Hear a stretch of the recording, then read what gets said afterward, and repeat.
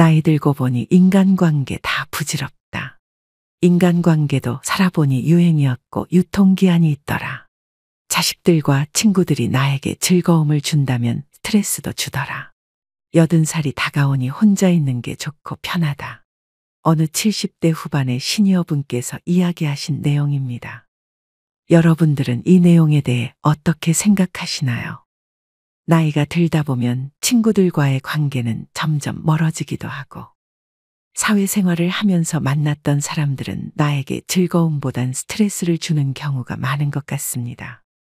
최근에는 부모에게 연락 한 통 안 하는 자식들도 많아지고 있죠. 친한 친구가 되었든 자식이 되었든 말 한 번 잘못하면 삐지고 토라지기 일쑤여서 그렇게 스트레스를 받느니 혼자 등산하고 운동하는 게 최고인 것 같다는 분도 계셨습니다. 여러분들은 혼자가 되는 것에 대해서 어떻게 생각하시나요? 생각보다 많은 분들이 외로움 속에서 하루를 살아가곤 하는 것 같습니다. 세상은 여전히 바쁘게 돌아가지만 그 속에서 느리게 걸어가고 있는 듯한 기분이 들기도 하고, 자식들을 키우며 아등바등 살아갈 땐 웃음과 즐거운 소리로 가득했던 거실이 시계의 똑딱거림과 함께 빈 공간을 억지로 메우고 있는 듯한 기분이 들지도 모르겠습니다.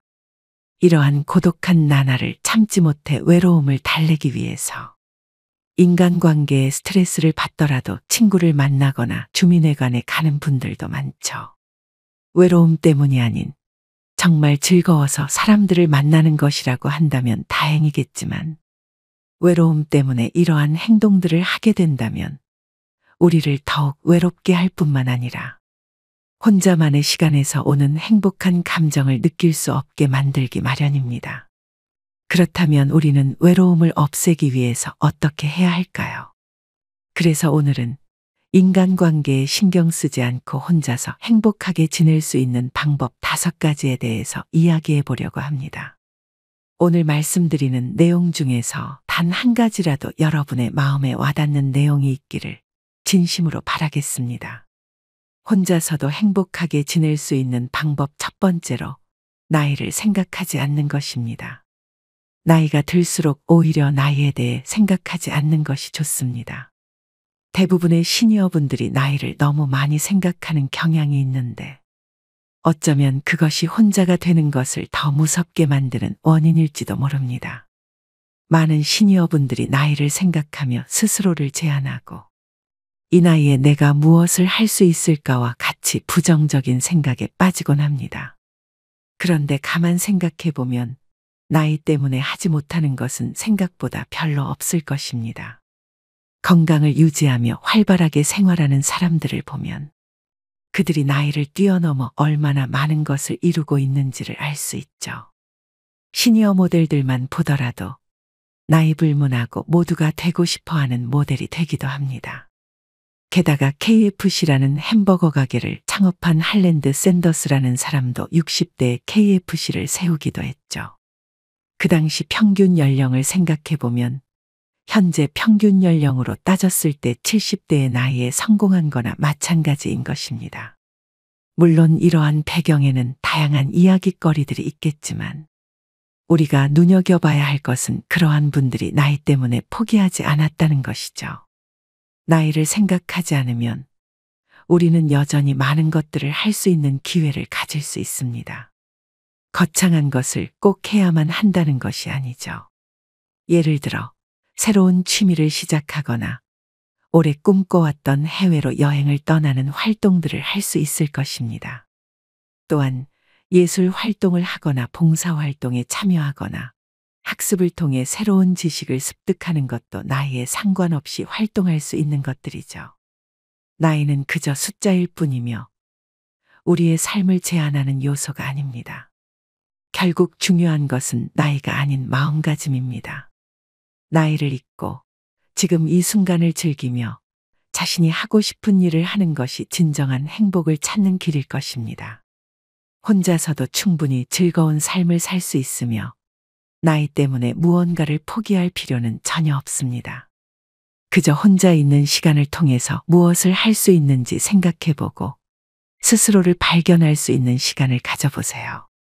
그렇게만 한다면 조금 더 행복한 노후 생활을 보낼 수 있으실 겁니다. 혼자서도 행복하게 지낼 수 있는 방법 두 번째는 모든 사람들에게 인정받으려고 하지 않는 것입니다. 많은 분들이 외로운 감정 때문에 불필요한 스트레스를 받아가며 사람들과 어울려 지내곤 하는데, 외로움의 근본적인 원인 중 하나는 누군가에게 인정받지 못했을 때 나타나는 감정이라고 합니다. 외로움은 남에게 인정받고자 하는 욕구에서 비롯되는 경우가 많기 때문이죠. 젊은 시절 자주 남의 시선을 의식하기도 하고 그에 맞추어 행동하려고 노력했을 것입니다. 나이가 어릴수록 사회적 지위나 성취, 타인의 평가에 많은 의미를 두기 마련이죠. 게다가 나를 싫어하는 사람이 있으면 그 사람이 신경 쓰이고 나를 왜 싫어하는지 알고 싶어 하는 경우가 많습니다. 어떻게든 그 사람에게 잘 보이려고 하고 나를 싫어하지 않게 하려고 애쓰기도 하죠. 나이가 들면서까지 이러한 습관이 유지되어 노후의 외로움이 더 커지는 것입니다. 그러나 혼자서도 행복한 사람들을 보면 외부의 인정이 삶의 실질적인 행복을 가져다 주지 않는다는 것을 알고 있습니다. 자신만의 가치와 행복을 찾아야 한다는 것을 알고 있죠. 그래서 모든 사람들에게 인정받으려고 하지 않습니다. 자신과 잘 맞는 사람들과만 어울리려고 하고 스트레스를 받아가면서까지 인간관계를 유지하려고 하지 않죠. 그럼에도 불구하고 어쩔 수 없이 만나야 하는 사람이라면 시간에 기대어 흘려보내보세요. 예를 들어 취미 생활을 하는 공간에서 어쩔 수 없이 부딪혀야 하는 사람이 있는데 나와 잘 맞지 않는 사람이라면 잘 어울리려고 애쓰지 말고 거리를 두려고 노력해보세요. 그러다 보면 자연스럽게 나와 맞는 사람들이 곁에 남게 될 것입니다. 모든 사람들에게 인정받으려고 하면 스트레스만 받고 힘들 뿐입니다. 앞으로 행복한 날만 가득 차도 부족한 시간인데 무엇하러 나와 맞지 않는 사람과 인연을 만들 필요가 있겠습니까? 세상에는 수많은 사람들이 있고 나와 가치관이 맞는 사람은 반드시 존재하기 마련입니다. 그저 나랑 안 맞는 사람, 나를 인정해주지 않는 사람은 멀리하시고 나와 잘 맞고 나랑 이야기가 통하는 사람들을 곁에 두시길 바랍니다. 이러한 태도로 살아가다 보면 우리는 충분히 행복한 삶을 살아갈 수 있을 것입니다. 혼자서도 행복하게 지낼 수 있는 방법 세 번째는 부정적인 말에 휘둘리지 않는 것입니다. 누군가의 이야기에 생각보다 크게 신경 쓰시는 분들이 많은 것 같습니다. 이와 관련하여 한 가지 사연을 들려드리겠습니다. 60대 후반의 김 씨는 면허 때문에 고민이 많았습니다. 최근 뉴스 기사에 따르면 고령자가 낸 사고 때문에 시끌벅적했기 때문입니다. 유튜브를 즐겨보던 김 씨는 그 뉴스에 달려있는 댓글들을 보며 한탄했죠. 나이 든 사람들은 면허 뺏어야 하는 거 아닌가? 운전도 잘 못할 텐데 사고 나면 어쩌려고. 우리 엄마도 면허 반납하라니깐 죽어도 안 하는데 걱정돼서 죽겠음.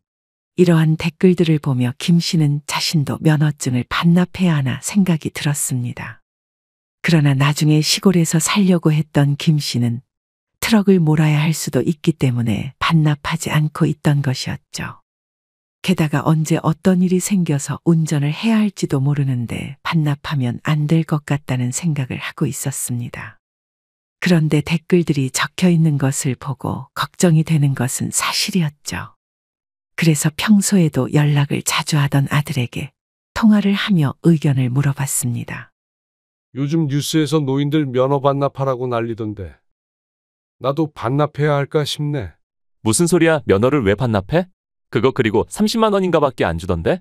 아니 근데 노인들 운전도 못하면서 왜 면허를 가지고 있냐고 하길래. 무슨 소리야? 아버지 나중에 시골 가서 일하면서 살고 싶다며? 그리고 나이 든 사람들보다 젊은 애들이 사고가 훨씬 많아. 나이 드신 분들은 사고 날까봐 조심히 운전하기라도 하지. 운전도 잘 못하면서 괜히 잘한다고 생각해서 사고 내는 경우가 더 많다니까. 괜히 반납할 생각하지 마. 내가 돈 잘 모아서 아버지가 원하는 시골에 집 꼭 마련해 줄 테니까. 그렇게 전화통화를 끊은 김 씨는 그제서야 안심이 되었다고 하죠. 여러분들은 이러한 사연에 대해 어떻게 생각하시나요? 실제로 이 사연을 보고 직접 뉴스들을 보니 20대가 낸 사고 비율이 70대보다 많기도 했습니다. 물론 그렇다고 해서 면허증을 반납하는 것이 꼭 나쁜 것만은 아닐 것입니다. 필요한 사람들은 가지고 있고 필요치 않으면 반납을 하며 소소한 금액을 챙기는 것도 괜찮은 방법일지도 모르죠. 이 사연을 통해 제가 말씀드리고 싶은 것은 부정적인 말에 너무 휘둘릴 필요는 없다는 것입니다. 다른 사람의 비판이나 부정적인 의견이 우리의 가치를 결정짓는 것이 아니기 때문이죠. 그저 필요한 것이었다면 잘 알았다고 생각하고 한 번쯤 확인해 보면 될 것입니다. 다른 사람의 말은 그 사람의 관점에서 나온 것이며 반드시 진실을 반영하는 것이 아닐 때도 많습니다. 그렇기 때문에 부정적인 의견에 우리는 휘둘릴 필요가 전혀 없는 것입니다. 그저 진실을 파악하고 긍정적인 태도로 임하게 된다면 우리는 부정적인 말에 흔들리지 않고 자신의 삶을 더 행복하고 충만하게 만들어갈 수 있을 것입니다. 혼자서도 행복하게 지낼 수 있는 방법 4번째는 배움을 놓지 않는 것입니다. 여러분들은 현재 어떠한 것들을 배우고 계신가요? 많은 시니어분들이 배움을 포기하는 원인이 지능에 대한 오해라고 합니다. 나이가 들면 지능이 떨어져 무엇이든 배우는 것이 어렵다고 생각하는 경우가 많죠. 물론 노화의 특성을 반영한 지능 검사 결과를 보면 나이 들수록 타고난 지능은 떨어질 수밖에 없습니다. 그러나 후천적 학습과 경험에 의해 얻어지는 지능은 오히려 올라가기 마련이죠. 실제로 노후의 지혜라는 말도 있고 나이가 들어서 나오는 품격은 젊은이들이 흉내낼 수 없기도 합니다.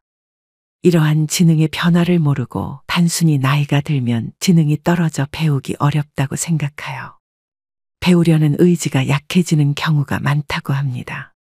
게다가 앞서 말씀드린 첫 번째 이유처럼 나이를 생각해서 배움을 포기하는 분들도 많다고 합니다. 이 나이에 뭘 배우겠어와 같이 부정적인 생각이 머릿속에 가득하여 배우는 것을 포기하는 것이죠. 그렇지만 나이가 들어서도 충분히 배울 것들은 많으며 배움을 통해 노후가 더 행복해질 수 있다는 것을 아셔야 합니다. 나이가 들면 인간관계는 줄어들기 마련이고 그러다 보면 결국 외로움과 싸울 수밖에 없기 때문이죠. 그런데 배우는 것을 포기하지 않는다면 새로운 기회를 만들 수도 있을 것입니다. 예를 들어서 악기를 배운다고 한다면 악기를 통해 새로운 인연을 만날 수도 있을 것이고 나와 잘 맞는 동년배들과 함께 취미 생활을 하며 즐겁게 시간을 보낼 수도 있죠. 기회가 되어 연주단에 들어가 지역대회에 나가게 될지도 모를 것입니다. 또한 예전에 배우지 못했던 영어를 꾸준히 학습하게 된다면 해외로 나가보고 싶다는 욕심이 생기게 될 것이고 그러한 욕심이 쌓여 우리의 일상이 바빠지게 될 수도 있습니다. 우연히 가족들과 해외로 나갔을 때 영어 실력을 뽐낼 수 있을지도 모르죠. 어떠한 이유에서도 배우는 것은 우리에게 이로운 영향을 줄 수밖에 없습니다. 한 시니어분께서는 컴퓨터를 하는 자식들을 보며 얼마나 재밌을까 싶어 컴퓨터 학원을 다니게 됐는데 생각보다 적성에 맞아서 최근에는 유튜브까지 도전한다는 이야기를 들었습니다. 정말 대단하지 않나요? 이처럼 충분히 배우다 보면 우리 삶에는 수많은 기회들이 생겨나게 될 것입니다. 그러다 보면 혼자 살아가는 데에도 외로움을 느낄 새도 없이 바쁘게 지낼지도 모르죠. 이 영상을 시청하시는 여러분들도 한 번쯤 무언가를 배우려고 시도해 보세요. 그러다 보면 새로운 행복이 여러분들의 눈앞에 찾아올지도 모릅니다. 혼자서도 행복하게 지낼 수 있는 방법 5번째는 자기 관리를 하는 것입니다. 자기 관리는 우리가 외적으로나 내적으로 건강하고 만족스러운 삶을 살 수 있도록 도와주죠. 여러분들은 얼마나 자신에 대해 관리를 하고 계신가요? 외모를 관리하는 것도 자기 관리가 될 수 있고, 이 영상을 시청하시는 것도 정신적으로 자신을 관리하는 것이 될 수 있죠. 외모를 관리하고 자신을 가꾸는 사람들을 보면 대체로 자존감이 높기 마련입니다. 자존감이 높은 사람들은 혼자서도 잘 지내는 경우가 많죠. 실제로 미국에서 게재된 한 논문에 의하면 외모와 정신적인 관리를 포함한 자기 관리를 하는 시니어들이 그렇지 않은 시니어보다 더 높은 삶의 질과 행복감을 느낀다고 보고되기도 했습니다. 이 연구에서는 자기 관리가 더 만족스러운 삶을 살도록 돕는다고 결론 지은 것이죠. 자기 관리는 남에게 보여지는 것뿐만 아니라 나만의 만족을 위한 것이기도 합니다. 누군가가 나의 옷차림이나 외모에 대해 지적할 때 여러분들은 어떻게 행동하시나요? 만약 자기 관리를 평소에 하지 않았던 분들이라면 조금이라도 신경이 쓰일 수밖에 없을 것입니다. 남의 시선을 신경 쓸 필요 없다는 것을 아는 시니어분들은 그러한 말에 흔들리지 않는 반면에 이러한 내용을 모르는 분들은 신경을 쓰는 경우가 많죠. 하지만 자기 관리를 잘했다면 남의 기준에 신경을 쓰지 않을 뿐만 아니라 이미 관리를 잘했기 때문에 남들의 부정적인 말에 신경 쓰지 않게 되는 것입니다. 자신만의 기준이 있고 자기 관리를 이미 충분히 잘하고 있기 때문에 자존감이 높아진 결과인 것이죠. 남의 말에 휘둘리고 스트레스 받는 사람들은 혼자서 행복하게 노후를 보낼 수 없기 마련입니다. 세 번째 이유에서 말씀드린 것처럼 부정적인 말에 휘둘리게 되면 나만 스트레스 받을 뿐입니다. 이처럼 자기 관리에 있어서 가장 중요한 것은 마음가짐이라고 볼 수도 있습니다. 남의 시선을 신경 쓰며 내가 제대로 하고 있는 것인지 확인할 필요가 없다는 것이죠. 내가 만족하는 정도로 관리한다면 이미 충분히 제대로 관리하고 있는 것입니다.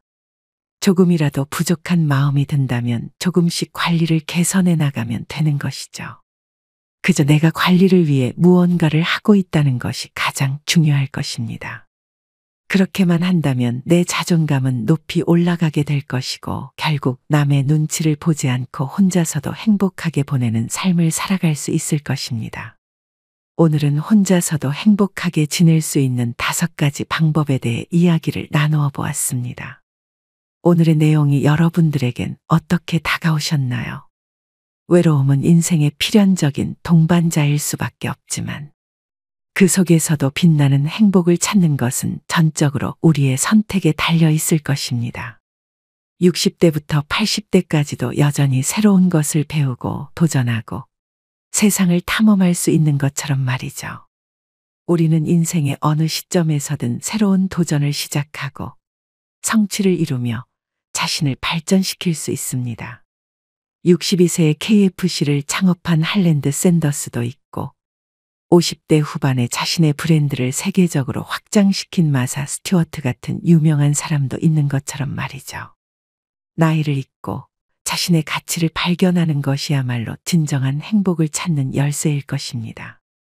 또한 남에게 인정받으려고 애쓰지 않는 것은 우리의 마음을 평안하게 할 뿐만 아니라 진정한 자유를 느끼게 할 것이고 부정적인 말에 휘둘리지 않는 것 또한 혼자서 행복한 노후 생활을 즐기는 데 도움이 될 것입니다. 세상의 소음 속에서도 자신의 내면의 목소리에 귀 기울여 보세요. 다른 사람의 말이 우리의 삶을 정의할 수는 없을 것입니다. 우리의 가치는 우리 스스로가 정하는 것입니다. 혼자 있는 시간이 늘어날수록 그 시간을 더욱 값지고 의미 있게 만드는 것은 우리의 몫입니다. 나이와 외로움에 굴복하지 않고 자신의 삶을 스스로 빛나게 만드는 여러분이 되기를 바랍니다. 여러분의 인생은 아직도 많은 가능성과 희망으로 가득 차 있습니다. 오늘 이 순간부터라도 자신을 더 사랑하고 더 아끼며 자신만의 행복을 찾는 여정을 시작해 보세요. 혼자서도 충분히 아름답고 값진 삶을 살아갈 수 있다는 것을 잊지 마시기 바랍니다. 여러분의 행복한 노후를 위해 앞으로도 인생의 소리꽃은 좋은 영상으로 찾아뵙겠습니다. 오랫동안 시청해주신 구독자 여러분들에게 다시 한번 감사의 말씀을 드리며 오늘의 영상을 마무리하겠습니다. 행복하세요.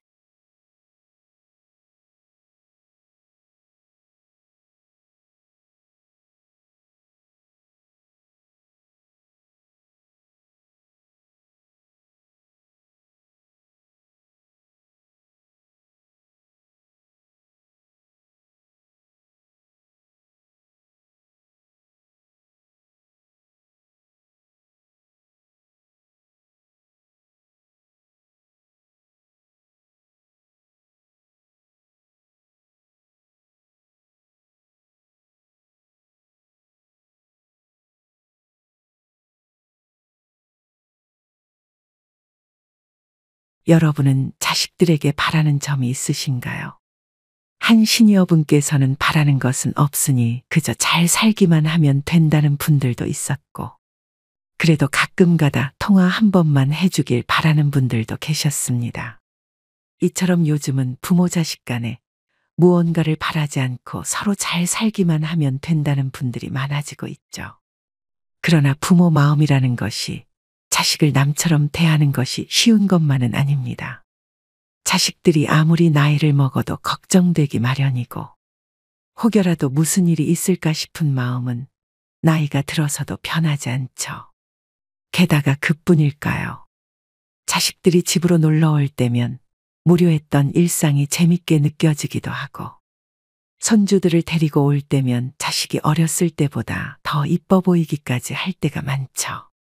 그러다 보니 자식들과 남처럼 살라는 이야기는 현실성이 없게 느껴질 때도 많은 것 같습니다. 여기 70대 김씨 할머니도 같은 마음이었죠. 그래서 자식들과 함께 살게 되었는데 다시 시골로 내려와 혼자 살게 되었다고 합니다. 무슨 사연이 있었던 걸까요? 70대 김씨 할머니는 남편을 일찍 여의고 홀로 아들을 키웠습니다. 힘든 세월을 보내면서도 김씨 할머니는 아들을 위해 모든 것을 헌신했죠. 그녀는 아들을 대학까지 보낸 후 모아둔 돈으로 조용한 시골에 작은 집을 마련했습니다. 소소하게 농사일을 하며 지내던 김씨 할머니는 그곳에서 평안하게 살고 있었죠. 그러던 어느 날 김씨의 무릎이 심하게 아프기 시작했습니다. 병원을 찾은 그녀는 의사에게 앞으로는 절대 무리하지 말라는 진단을 받았죠. 무슨 일을 하셨길래 무릎이 이렇게 상하셨어요? 당분간은 절대 무리하지 마시고 안정을 취하셔야 해요. 농사일도 그럼 당분간 못하겠네요. 그럼요. 일단 최대한 안정을 취하는 게 좋습니다. 시골에서 농사를 하며 지내던 김 씨는 생활비 걱정을 하기 시작했습니다. 농사일을 하지 않아도 연금과 같은 것들은 들어오긴 했지만 그 돈으로는 턱없이 부족했기 때문이었죠. 가끔 통화하던 아들은 이 소식을 듣고 바로 시골집으로 찾아왔습니다. 엄마 저 왔어요. 무릎은 좀 괜찮은 거예요? 할머니 괜찮아요? 아이고, 우리 손녀가 걱정해주니까 하나도 안 아프네. 아프던 무릎도 다 나을 정도로 이뻤던 손녀였죠. 이 정도는 거뜬하다. 그런데 무릎 때문에 농사를 할 수 없을 것 같구나. 그러게 제가 무리하지 말라고 말씀드렸잖아요. 같이 살면 좋을 텐데 왜 시골로 이사를 오셨어요? 맞아요, 어머니. 서울에서 같이 살면 좋지 않을까요? 무릎이 원래 안 좋았던 김 씨는 시골에 이사하기 전 아들에게 같이 살자는 권유를 받았었죠. 그러나 자식들과 같이 사는 친구들이 고생하는 것을 보고 결국 시골로 내려왔던 것이었습니다. 같이 살면 이 늙은 애미 모신다고 너희가 얼마나 불편하겠냐? 에이 무슨 소리예요 엄마. 애 엄마도 같이 살기를 얼마나 바란다고요. 그리고 같이 살면서 애도 가끔씩 봐주면 저희도 훨씬 좋죠.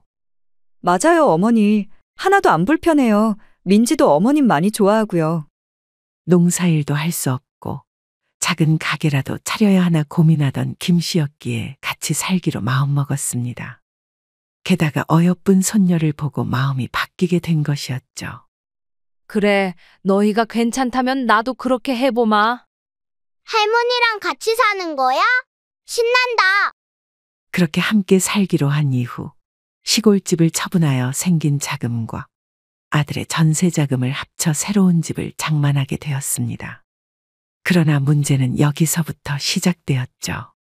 아들과 며느리는 점점 손녀를 김 씨에게 맡기기 시작한 것이었습니다. 오늘 중요한 약속이 있어서 좀 늦을 것 같아요. 애 엄마랑 먼저 식사하세요. 네 애 엄마도 좀 늦는다던데? 민지랑 먼저 먹으마. 그래요? 알겠어요. 전 밥 먹고 들어갈 테니 신경 쓰지 마세요. 그래, 알겠다. 이러한 비슷한 상황이 반복되자 아이를 어떻게 지금까지 키웠는지 의문이 들은 김 씨였습니다. 이렇게 바빠서 나랑 같이 살자고 했던 거구만.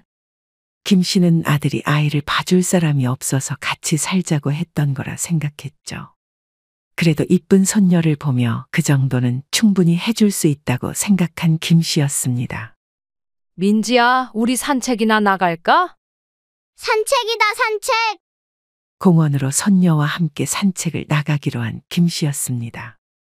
그렇게 손녀와 함께 공원을 돌고 있던 도중 아들과 며느리가 함께 있는 것을 목격하게 되었죠. 너희들 여기서 뭐 하니? 아, 저희 방금 역 앞에서 마주쳤어요. 퇴근길에 마주쳤지 뭐예요?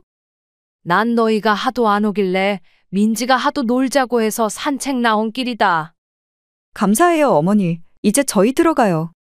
조금 찜찜한 기분이 들었던 김씨였지만 그냥 넘어가기로 마음먹었죠.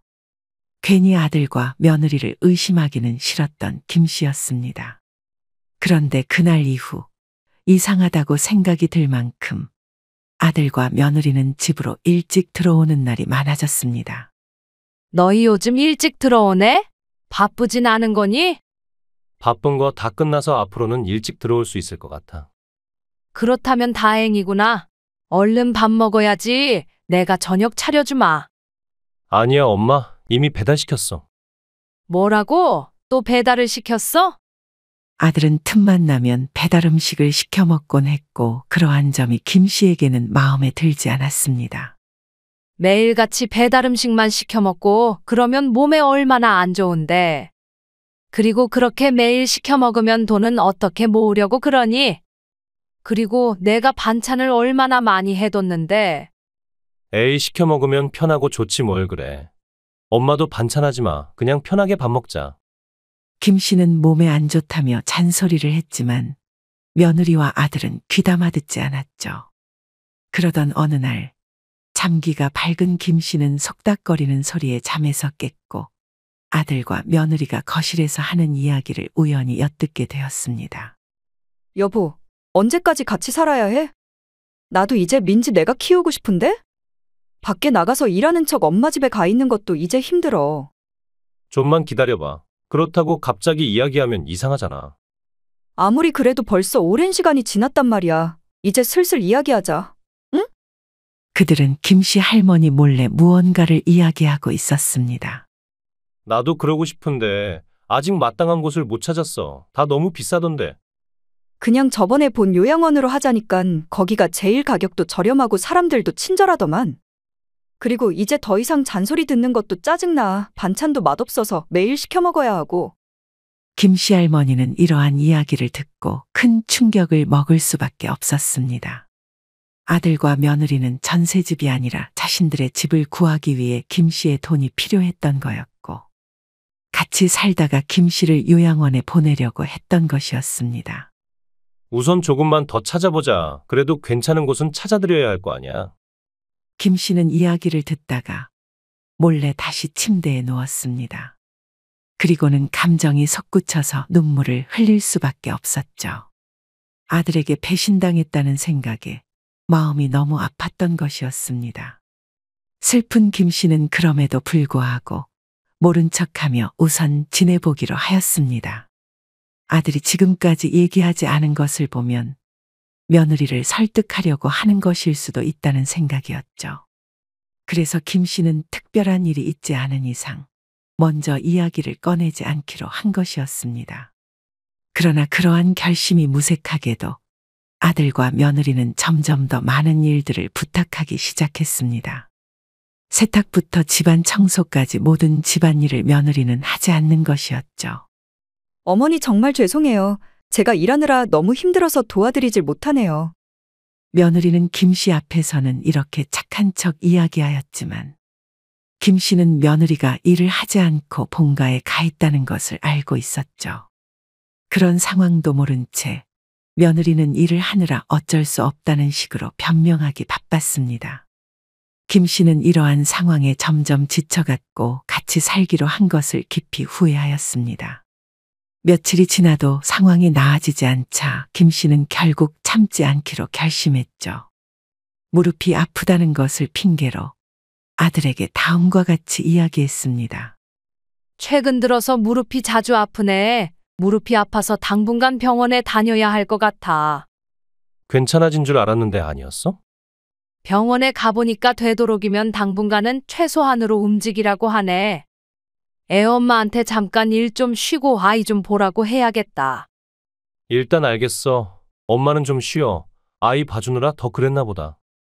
생각보다 쉽게 흘러가는 상황에 조금은 당황한 김 씨였죠. 그날 늦은 새벽, 잠기가 밝았던 김 씨는 아들과 며느리의 대화에 잠에서 깨었습니다. 엄마가 요즘 무릎이 아프다고 하네. 당분간 자기가 민지 좀 봐야 될 것 같아.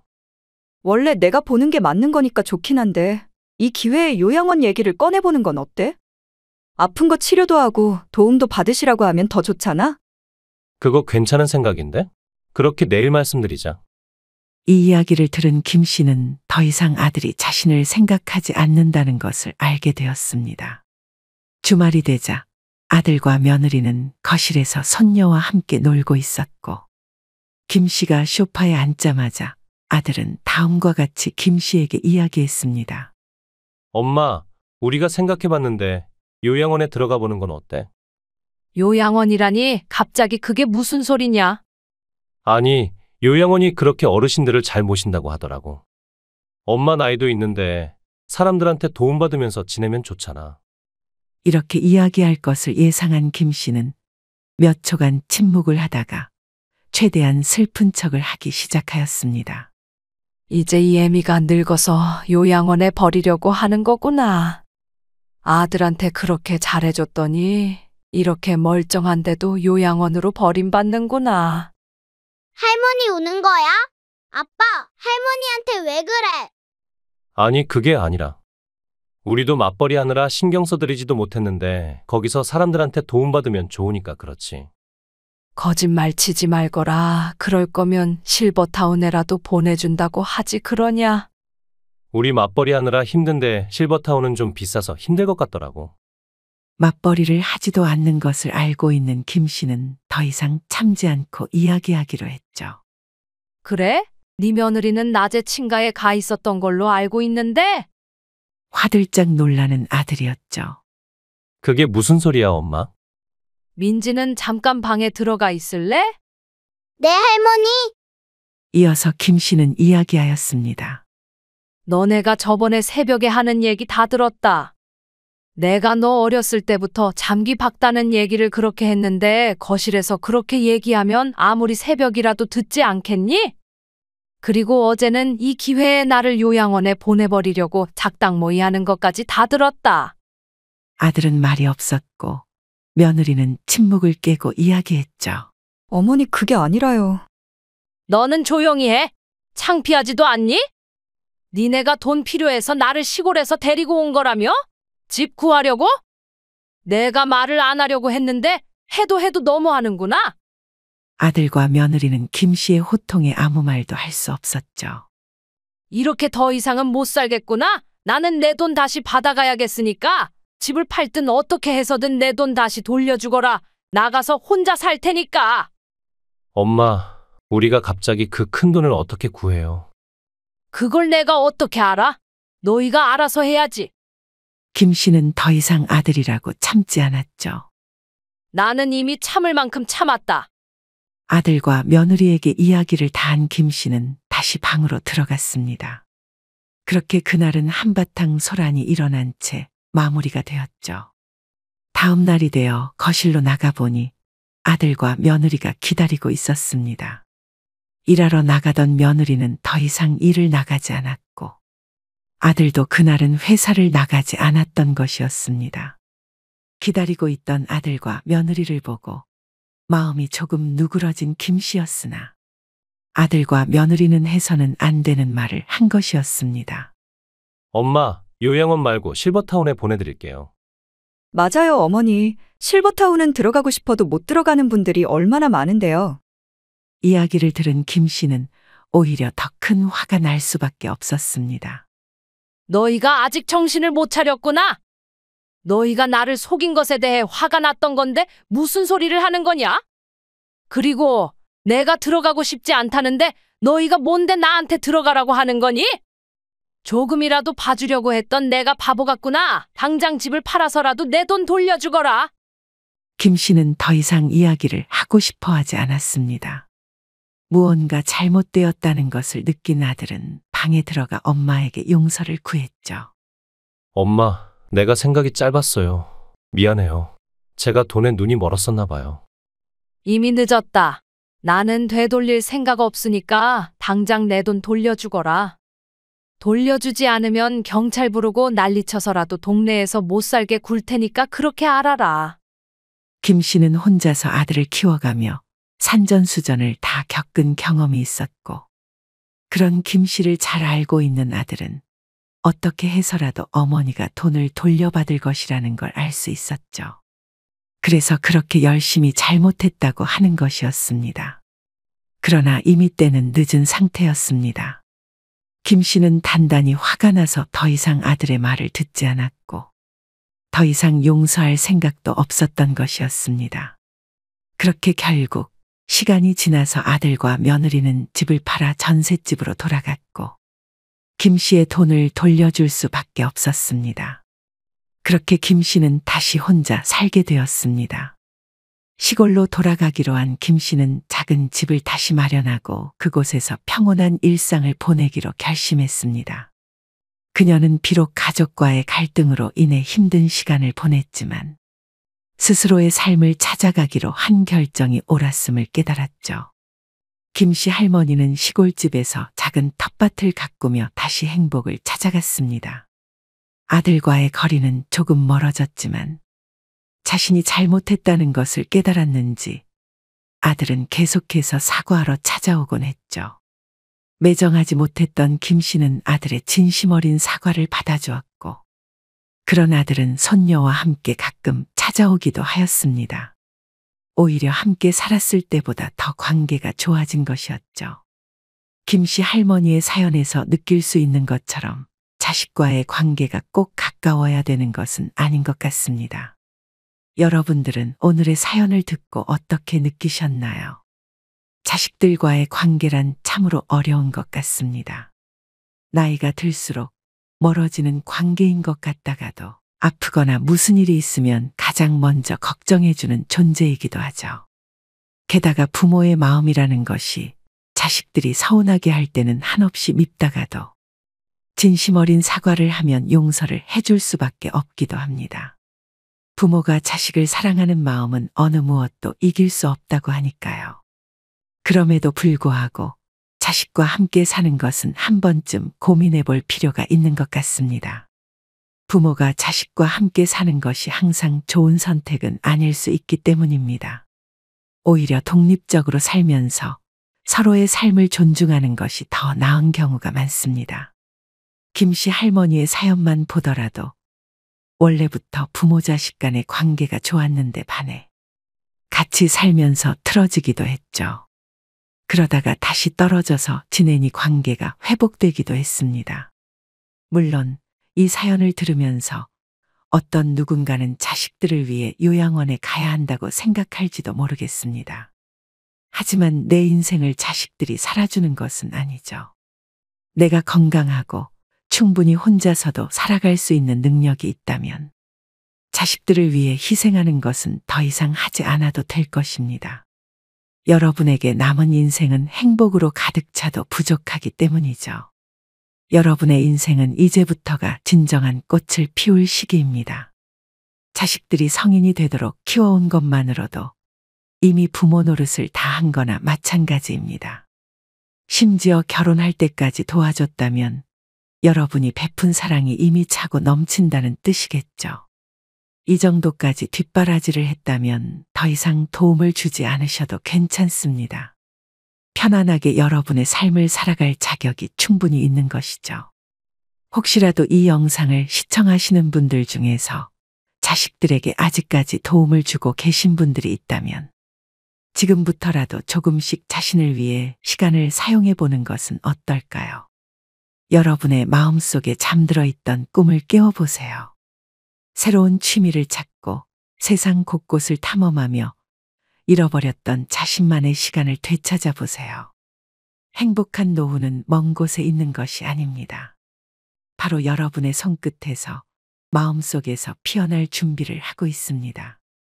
이제는 그 행복을 마음껏 누리실 때인 것을 알고 행복하게 보내시길 바라겠습니다. 여러분의 인생에 오늘의 영상이 조금이나마 도움이 되길 바라며 인생의 소리꽃은 여기까지 하도록 하겠습니다. 지금까지 시청해 주셔서 감사합니다. 다음번엔 더 좋은 영상으로 찾아뵙겠습니다. 행복하세요.